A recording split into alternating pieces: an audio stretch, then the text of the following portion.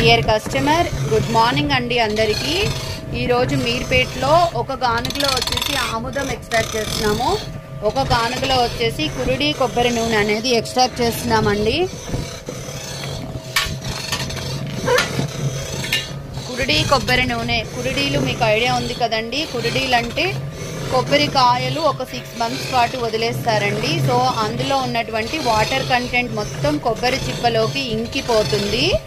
So then 6 months తర్వాత కొబ్బరి బొండాలు పగలగొట్టి ఈ గుండ్లని బయటికి తీయడం జరుగుతుందండి. దీన్ని కురుడి కోకోనట్ అంటారు.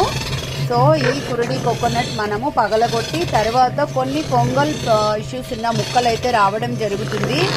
ఎందుకంటే కొబ్బరి నీళ్ళు అనేది ఆ కొబ్బరిలో నిల్వ ఉండడం వల్ల కొన్ని ముక్కలు మనకి రెడ్గా టర్న్ అవ్వడం జరుగుతుంది. కొంచెం పొంగస్ అనేది ఫామ్ అవుతుందండి.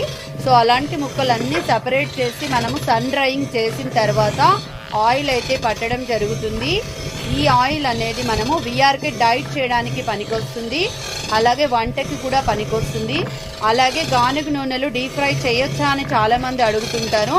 బట్ కోకోనట్ ఆయిల్ని డీప్ ఫ్రై చక్కగా చేయొచ్చండి. ఎందుకంటే కోకోనట్ ఆయిల్ బాయిలింగ్ పాయింట్ అనేది చాలా ఎక్కువగా ఉంటుంది. సో కొబ్బరి నూనె వాడడం వల్ల చాలా రకాల బెనిఫిట్స్ ఉంటాయండి. కొలెస్ట్రాల్ అయితే అసలు ఉండదు. చాలా రకాల డిసీజెస్కి ఈ కొబ్బరి నూనె ఉపయోగించడం వల్ల చెక్ పెట్టచ్చు. బట్ మార్కెట్లో దొరికేటటువంటి కొబ్బరి నూనె కాదండి.